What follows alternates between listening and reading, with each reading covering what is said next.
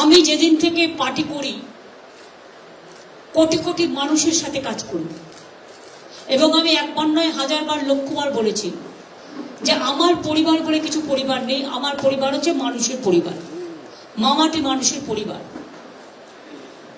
আর আমাদের পরিবারে যদি রক্তের পরিবার ধরেন, নিউ জেনারেশনদের নিয়ে, যেমন পাহাড়ে কিছুদিন আগে একটা বিয়ে হলো, আমাদের প্রায় 32 জন মেম্বার আছে পরিবারে।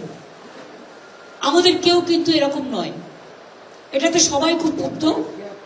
এবং আমি সরাসরি বলছি, বড় হলে অনেকের লোভ একটু বেশি বেড়ে যায়।